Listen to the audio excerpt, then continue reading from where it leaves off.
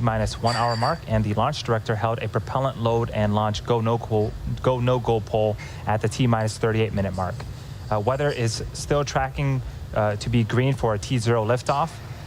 Falcon 9 has been loading propellants since the T-35 minute mark. The vehicle uses a refined form of kerosene called RP1 for its fuel and super chilled liquid oxygen, or LOX, as its oxygen. Good morning, good evening, good afternoon, wherever you may be, and welcome to my live launch coverage of the SpaceX Transporter-1 mission, under which SpaceX launched 148 satellites into the polar orbit. This is the second Falcon 9 launching from the Cape Canaveral to the polar orbit. So this is going to be an exciting mission. The first stage flew 4 times earlier. Then it's a fifth flight of this particular booster, and they are going to recover that booster on drone ship named, of course, I Still Love You, which is located 558 kilometers away from the launch site. The overall mass of today's launch pad is somewhere around 5,000 kg, and the fairing is new one.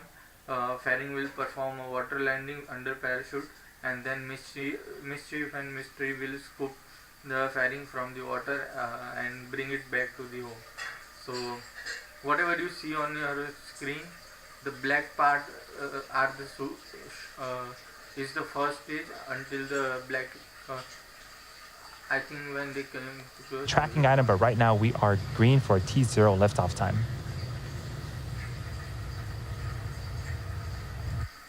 Now they are going to release some small amount of liquid oxygen into the combustion chamber. So when they fire the engine, there is no thermal shock occurred with the rocket. If they are not doing that, then there might be an explosion of the vehicle. So they will do that. The rocket, again, around the T-4.5 minute mark, you'll hear some hiss and pop, and that's pressure venting from the rocket and the plumbing of the transporter erector.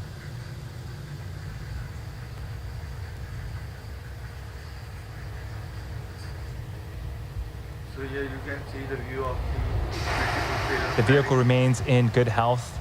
We're continuing to load propellant on both the first and second stages. Whatever smoke you can see that we've had some gaseous oxygen venting from Falcon 9. Falcon 9 used the super cold liquid oxygen and kerosene, so that... About a minute before liftoff, you'll hear the announcement that Falcon 9 is in startup, which means that the rocket's own internal flight computers are now autonomously controlling the launch countdown.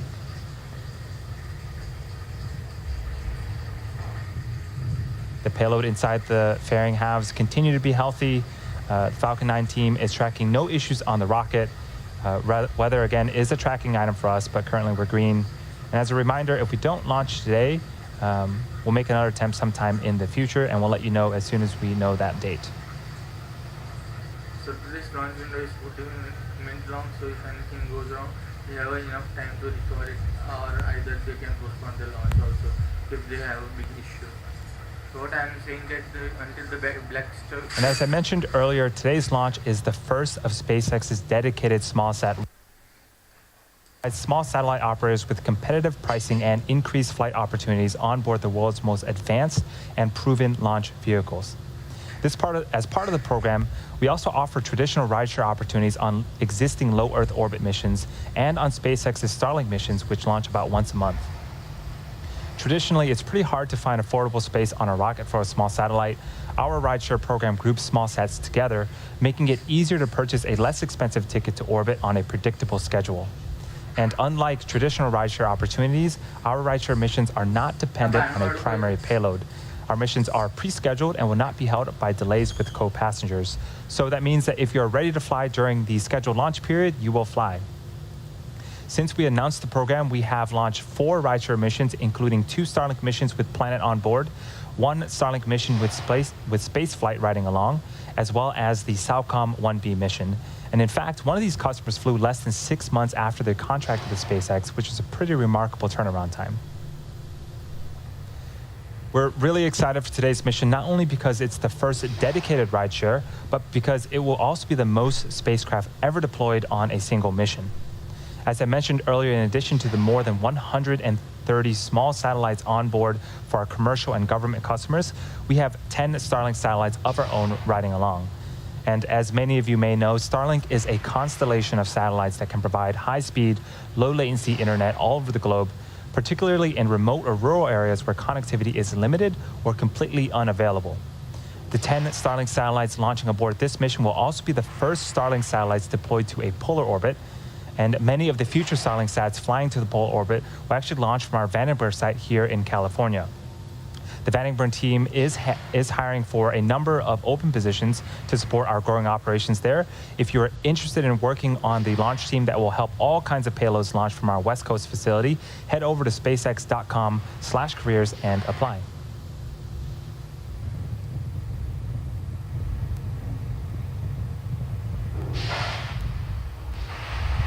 So what you see until the black structure is the first stage.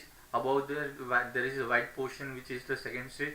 First stage job is to launch the second stage out of the atmosphere of the Earth, and then the second stage will accelerate the payload into the orbit.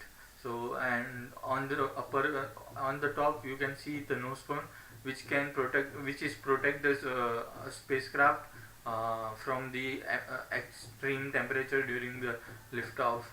So this is all about it. And this mission carries 148.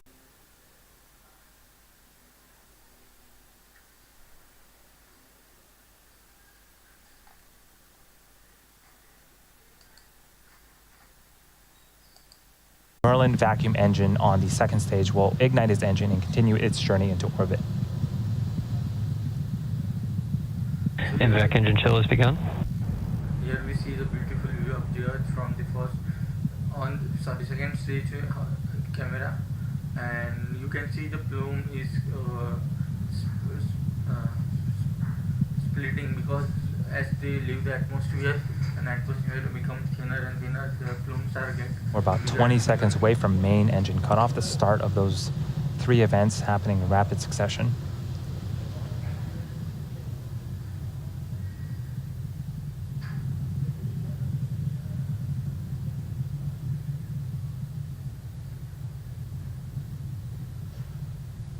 Main engine cutoff.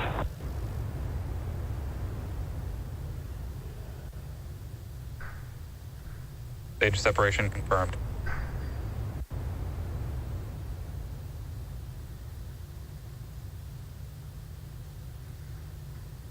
Coming up in a few seconds, we should have the fairing deploy. MVAC ignition. And we have information of the second stage ignition. Fairing separation confirmed. And there you can see the 2 fairing halves have separated and fallen away from the vehicle, exposing the 143 spacecraft to the vacuum of space. And as a reminder, our recovery vessel, Miss Chief, will be attempting to recover the fairing halves today from the water. You can see on first stage the grid fin had deployed. Grid fin helped the vehicle to steer during the atmospheric flight of the vehicle or descent flight of the vehicle under atmosphere. Recently, we're at T plus 3 minutes and 30 seconds into flight. We have a couple of views on screen right now. On the right-hand side is a view of the second stage, specifically the MVAC engine. It's currently in the first of its 2 MVAC burns. This burn should last for about another 5 minutes or so. And on the left-hand side of your screen is a view from the top of our first stage looking down. The next milestone for the first stage will be its re-entry burn. Falcon 9 needs to execute an entry burn to slow itself down before hitting the dense parts of the atmosphere. Without this burn, relying on the atmosphere alone to slow Falcon 9 down will put unnecessary strain on the rocket. And that entry burn is coming up at around the T plus 7 minute and 47 minute mark, just a few minutes from now.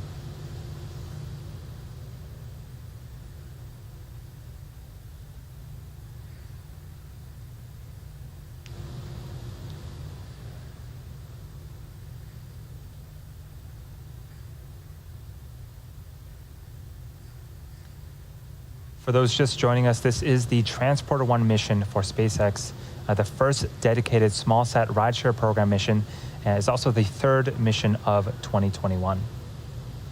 We're just waiting on the next major event for this mission, which is the first stage entry burn. That's going to be happening around the T plus 7 minute and 47 mark.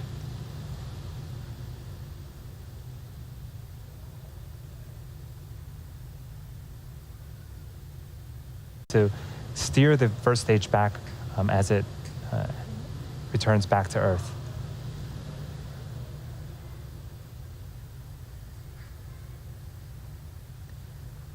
As for the second stage, impact performance looks nominal. Just a few seconds after we finish the stage 1 entry burn, we'll be shutting off the second stage Merlin vacuum engine and enter a small coast phase. Again, we'll need to relight this engine later on in the mission to get to our eventual destination in orbit.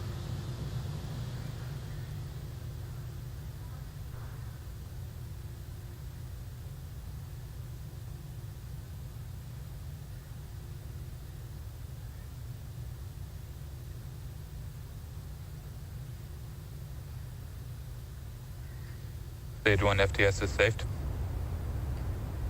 We are about 45 seconds away from that stage 1 entry burn. For the entry burn, it is a 3-engine burn, so 3 of the 9 Merlin engines on the first stage will relight and start to slow the stage down before it hits the denser parts of the Earth's atmosphere.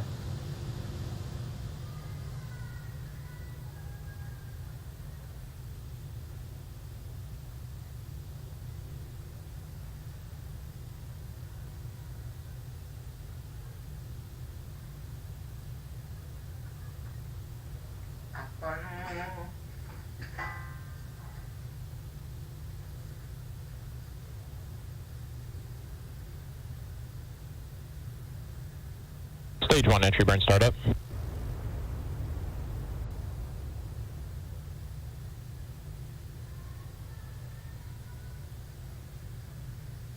And there's the entry burn. 3 of the 9 Merlin engines have relit. This burn is expected to last for about 30 seconds.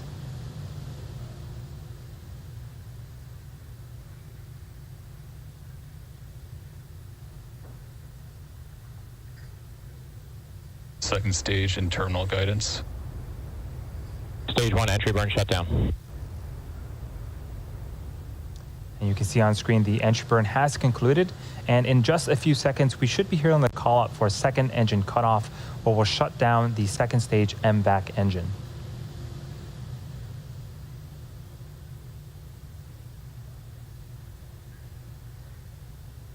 FTS is saved.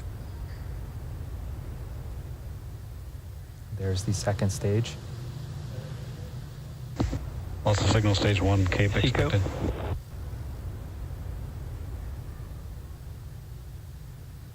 The second stage has shut down its engine.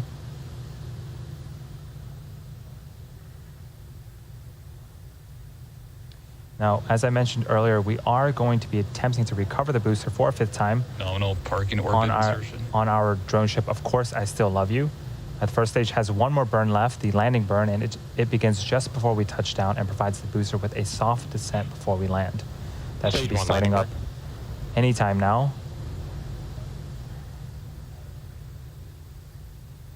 And we did get confirmation of the second stage that it did reach a good parking orbit.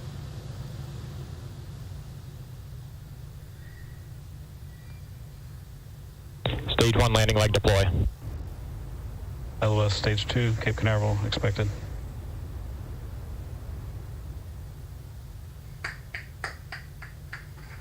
And Falcon 9 returns safely once again. That is the 5th time for this particular booster and the 73rd recovery of an orbital class rocket. A great way to start off the mission and a great way to start off the Sunday. We're now going to coast for the next 45 minutes or so while we wait for SES-2, or second engine start number 2. We're going to leave you with an animation that shows you where we're at in the coast phase, and we'll see you back here at the T plus 54 minute mark.